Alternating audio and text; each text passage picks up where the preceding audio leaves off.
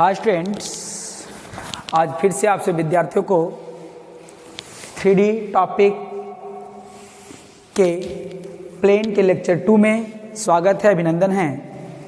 पिछले लेक्चर में हम लोगों ने पढ़ा कि प्लेन क्या होता है, प्लेन के इक्वेशन निकालने के लिए क्या क्या होनी चाहिए, ठीक है। और आज हम लोग पढ़ते हैं equation of plane in intercept form. सबसे पहले देखते हैं कि इंटरसेप्ट क्या होता है, समझिए। देखिए इंटरसेप्ट पहले समझने की कोशिश करते हैं हम लोग। देखिए ध्यान देंगे, पहले इंटरसेप्ट देखते हैं। इंटरसेप्ट क्या होता है, देखिए इंटरसेप्ट कहने का मतलब होता है, सिंपली से शब्दों में समझ लेते, ये कब्जा करना होता है। कितना कब्जा हुआ, देखिए इधर मान लेते हैं कि ये इस प्रकार से एक्सिस दिया गया है, हाँ ठीक। और एक्सिस देने के बाद क्या है कि यहाँ पर, यहाँ से यहाँ जो डिस्टेंस, यहाँ पर कोई एक्स एक्सिस पे कोई पॉइंट होगा मान ले, तो ए मेरा क्या हो जाएगा, ए 0 0, ये ओरिजिन हमारा है, ये एक्स है और ये वाई है और ये जेड है, ठीक है। यदि हम लोग वाई एक्सिस पे कोई पॉइंट लें तो वाई एक्सिस पे जो बी पॉइंट लिया, इसका जो हो जाएगा पॉइंट 0 बी और 0 हो जाएगा, ठीक है। और जो जेड एक्सिस पे कोई पॉइंट लिया, उसको सी मैंने बोल दिया, 0 0 और सी कह दिया, ठीक है। अब बताइए कि इंटरसेप्ट एक्चुअली क्या है, ध्यान देंगे।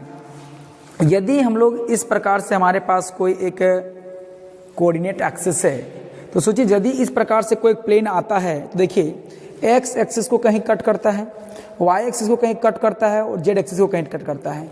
तो कट करने के बाद यहाँ से यहाँ जो डिस्टेंस कवर की जाती है, वो डिस्टेंस हो गया एक्स इंटरसेप्ट। देखिए मान लेते हैं कि ये जो प्लेन हमारा है, इस प्रकार से प्लेन यहाँ पर ऐसे, ठीक है।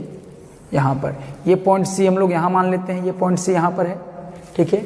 अगर ध्यान देंगे तो यहाँ से यहाँ जो डिस्टेंस होगा बाबू, वो ए यूनिट होगा, और यहाँ से यहाँ जो डिस्टेंस होगा वो बी यूनिट होगा, और यहाँ से यहाँ जो डिस्टेंस होगा वो सी यूनिट होगा, हाँ। तो जो एक्स एक्सिस में जो डिस्टेंस कवर किया गया है वो हमारा इंटरसेप्ट होगा। एक्स इंटरसेप्ट मतलब ये प्लेन जैसे ही आया तो एक्स इंटरसेप्ट में कितना कट किया, जब वाई में आया तो वाई इंटरसेप्ट में कितना कट किया, जेड में आया तो जेड में कितना कट किया, ठीक है। तो हम लोग देखेंगे यहाँ पे, देखिए क्या लिखेंगे, let point on x axis क्या मिलेगा, point on coordinate of point on, let मान लेते हैं, let coordinate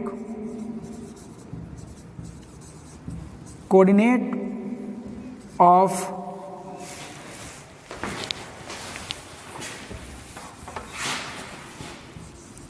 late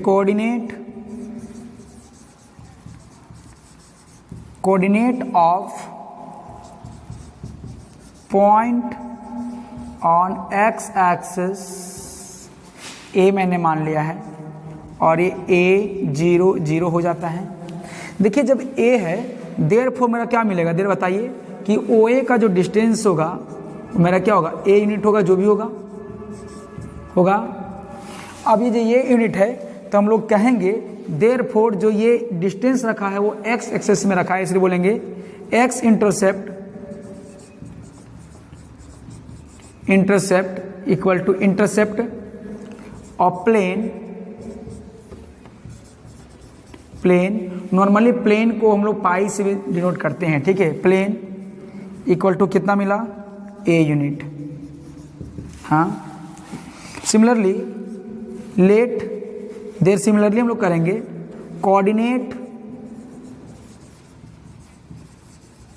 coordinate of point on y axis,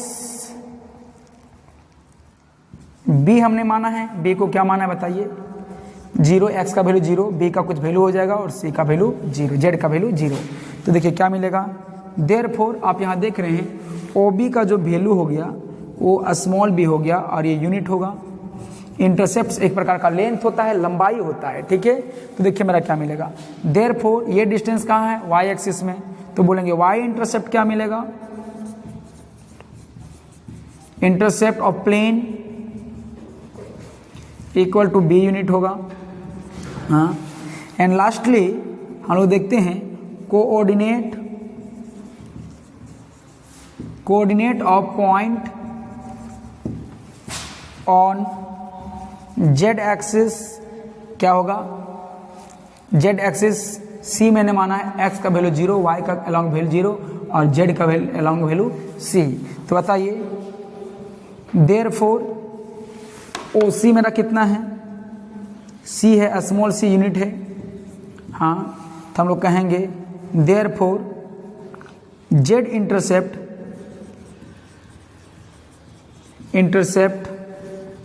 और प्लेन इक्वल टू क्या होगा, सी यूनिट होगा। तो ये हो गया इंटरसेप्ट का फाइनली आपको ये समझ लेना है कि यदि कोई प्लेन एक्सिस पे इंक्लाइंड होता है तो उसके अलोंग एक्स के अलोंग कितना, एक्स एक्सिस में अलोंग कौन सी पॉइंट पे काटता है, उस पॉइंट से ओरिजिन के बीच की दूरी, वाई एक्सिस पे कौन सा पॉइंट पे कट करता है, उस पॉइंट से ओरिजिन की डिस्टेंस को बोलेंगे वाई इंटरसेप्ट, और जेड से जो जेड एक्सिस पे जो कट करेगा उसको हम लोग कहेंगे Z intercept along Z axis, और वो भी होगा जेड एक्सिस पे ही डिस्टेंस होगा फ्रॉम द ओरिजिन। ठीक है, तो आगे हम लोग देखते हैं कि यदि इस प्रकार से कोई प्लेन है जो एक्स वाई और जेड इंटरसेप्ट रखता है तो उसका इक्वेशन क्या होगा, equation of the plane in intercept form. Important है, इससे प्रश्न पूछे जाते हैं। देखिए क्या है सो, चलिए हमने क्या बना दिया, एक को प्लेन हमने ले लिया है, प्लेन को नॉर्मली पाई से दर्शाया जाता है।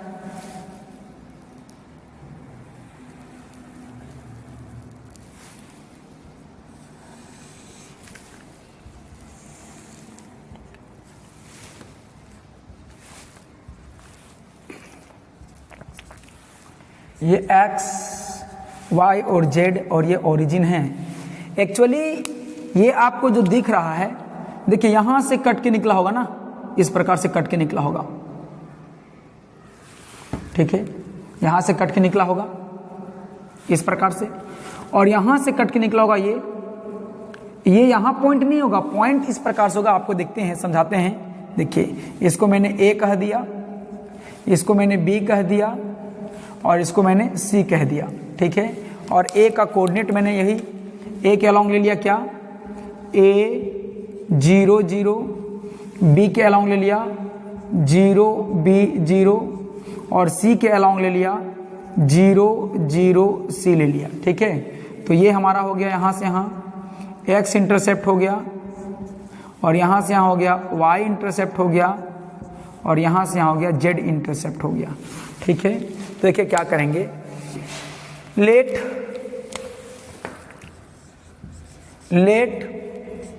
प्लेन पाई, नॉर्मली पाई से बोला जाता है, plane pi cut x axis y axis and z axis at points a 0 0, b 0 b 0 and c 0 0 c respectively। हाँ, therefore x इंटरसेप्ट क्या होगा, एक्स इंटरसेप्ट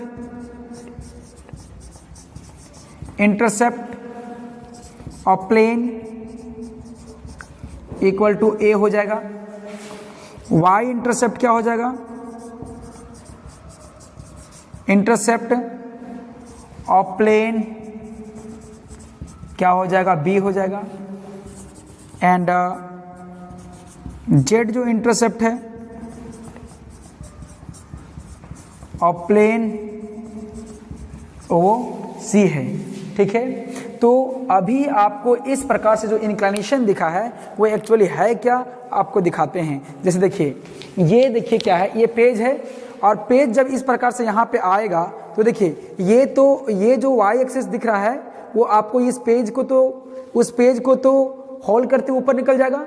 जैसे होल्ड करेगा तो देखिए इस इंड पॉइंट पे जा रहा है कि इन बिटवीन प्लेन पे जा रहा है, इन बिटवीन पे जा रहा है। इधर भी वही हाल होगा, इधर भी वही हाल होगा। तो आपको ये समझना है कि पॉइंट यहाँ बीच में है, चूंकि वो जो है एक्सिस इसको इस प्लेन को होल्ड करके निकला हुआ है। एक्चुअली हम लोग को समझने में इसलिए दिक्कत होता है कि हम लोग 3D चीज को हम लोग 2D में पढ़ रहे हैं, ठीक है। आप उसको फील कर सकते हो। अब देखिए हम लोग को प्रूव करना है, देन ध्यान देंगे, then equation of plane in intercept form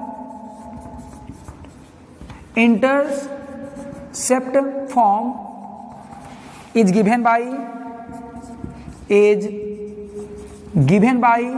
देखिए क्या होगा, x by a plus y by b plus z by c equal to 1।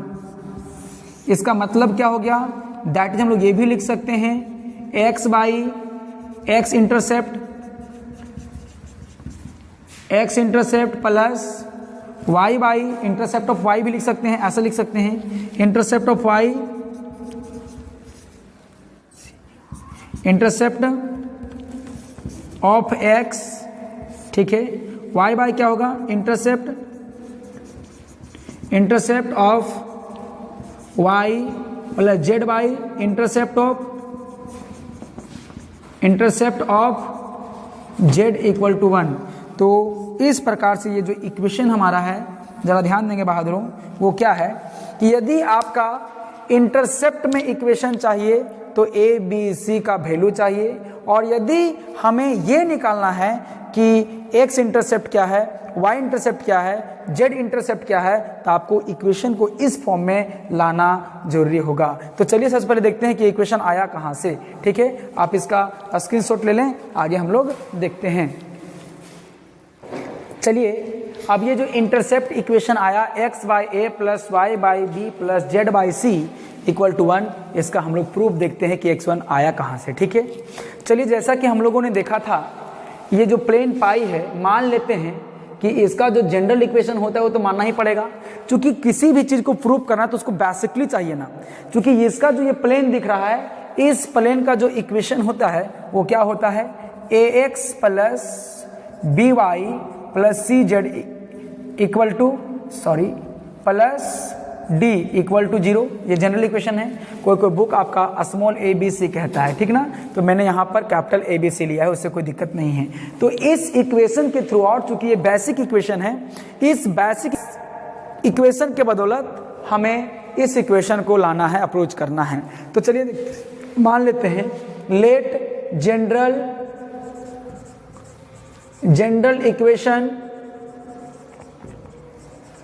Equation of plane pi as क्या होता है, ax plus b y plus c z equal to, ये तो plus d equal to 0, equation number 1। हाँ, अब देखिए यही plane है, कट कर रहा है x एक्सिस को, y एक्सिस को, z एक्सिस को। सिंस देखिए, सिंस क्या है, प्लेन पाई, प्लेन का नाम दे दिए pi, plane pi cuts x axis, y axis and z axis at points a small a 0 0। इसका मतलब x एक्सिस के अलावा कोई भी पॉइंट होता है तो केवल ax का ही वैल्यू होगा, बाकी जो कोऑर्डिनेट होंगे वो 0 होगा। तो सिमिलरली b जो है वो क्या मिलेगा, 0 b 0 होगा, एंड जो c होगा वो 0 0 c होगा रिस्पेक्टिवली। हाँ, अब बताइए इस पॉइंट पे कट करता है, तो कट करता है इसका मतलब क्या है, ये सारे जो पॉइंट्स आपको दिख रहे हैं वो प्लेन पे है, और जब ये प्लेन पे है तो ये जब ये प्लेन पे है, इसका मतलब प्लेन के इक्वेशन को सेटिस्फाई करेगा। और सेटिस्फाई करने का मतलब क्या होता है, ये देखिए x का वैल्यू है, y का वैल्यू है, z का वैल्यू है, इसको हम लोग पुट करेंगे तो देखिए क्या है सो, देखो देयरफॉर कहेंगे, therefore points A, B and C satisfy equation of plane 1, जो प्लेन 1 का इक्वेशन दिख रहा है उसको क्या करेगा, सेटिस्फाई करेगा, है ना। तो एक एक पॉइंट पे लेते हैं, A पे लेते हैं, B पे लेते हैं, C पे लेते हैं। तो देखिए 4 पॉइंट A में क्या है, A 0 और ये 0, इसका मतलब क्या होगा, वो सेटिस्फाई करना मतलब पुट करना होता है।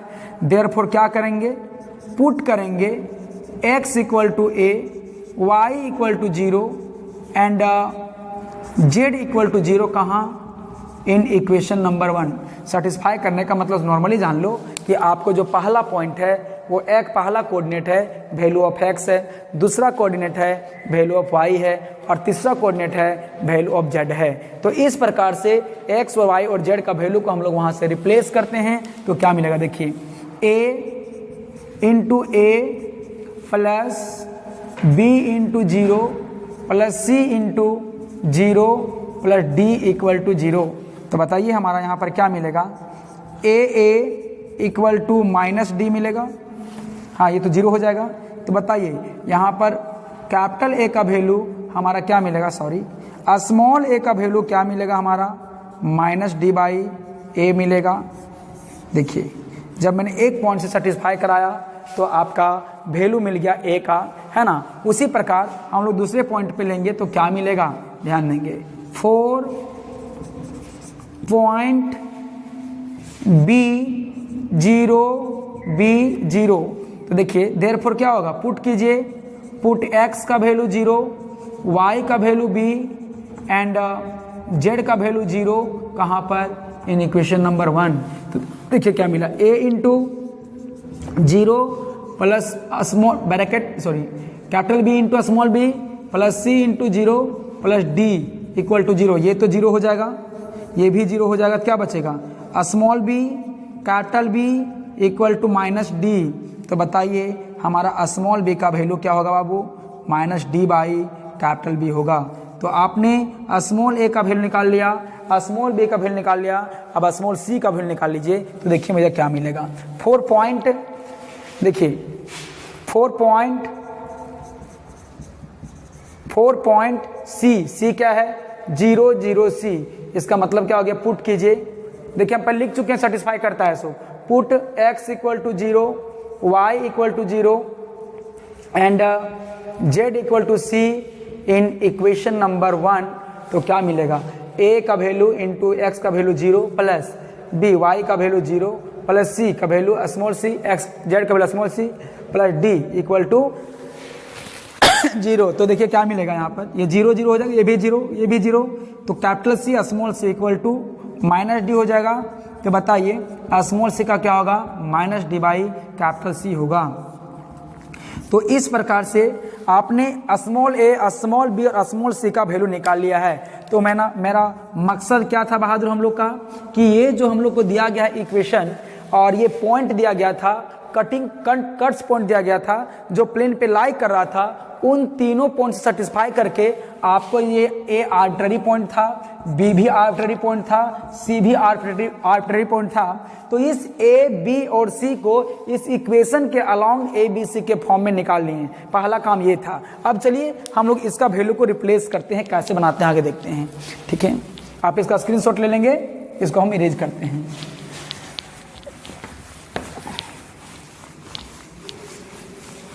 अब देखिए फ्रॉम इक्वेशन 1 क्या है, देखिए from equation 1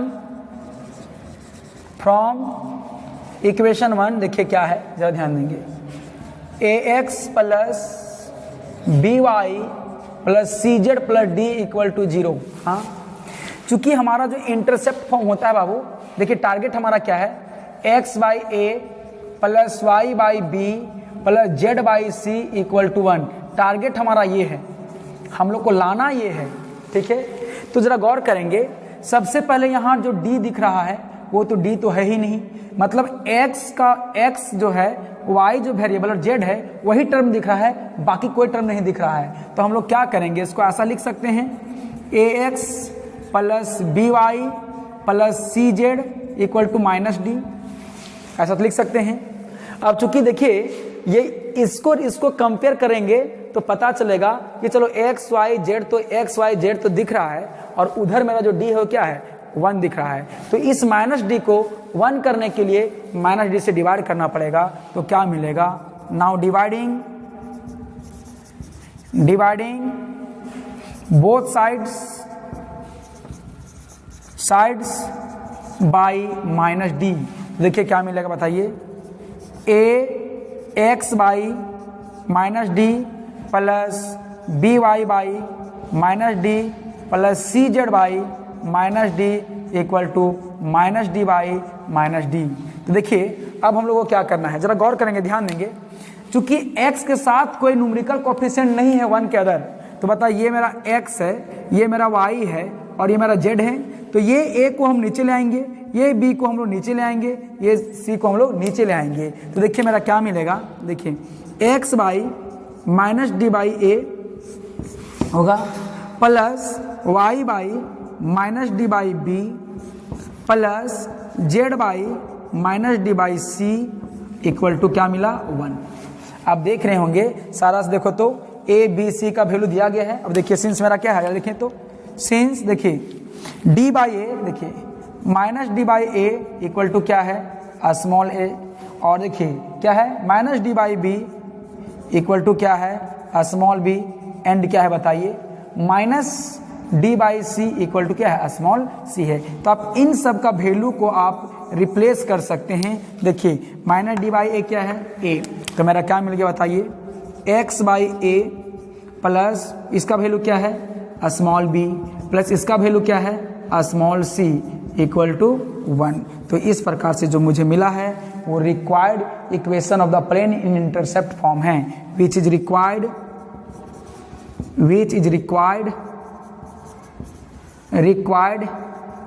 equation of plane in intercept form. समझ में आया? तो इस प्रकार से हम लोग को क्या हो गया, हैंस प्रूव्ड। क्या गया, जनरल इक्वेशन ले लिया गया। जनरल इक्वेशन से वो इक्वेशन का प्लेन कहाँ कट कर रहा था, कट करने के बाद सेटिस्फाई कर दिया गया और सेटिस्फाई करने के बाद फिर यहाँ से वैल्यू निकाल लिया गया। ठीक है, तो आप इसका स्क्रीनशॉट ले लें। हम लोग एक क्वेश्चन देखेंगे, आप इस थ्योरी को बढ़िया से देख लीजिए। उसके बाद इससे संबंधित जो है हम लोग क्वेश्चन को नेक्स्ट वीडियो पे डील करेंगे। और आज हम लोग इसीलिए नहीं बना रहे हैं क्योंकि इसको बनाएंगे और इससे संबंधित क्वेश्चन करेंगे तो वीडियो बहुत लंबा हो जाएगा और आप लंबी वीडियो देखते नहीं हो। ठीक है, तो आज के लेक्चर को हम लोग यहीं तक रखते हैं। नेक्स्ट लेक्चर पे इससे संबंधित प्रश्न को पढ़ेंगे और आगे का थ्योरी पढ़ेंगे, डिफरेंट टाइप ऑफ प्लेन्स पढ़ेंगे। तो आज के लेक्चर को यहीं तक रखते हैं। धन्यवाद।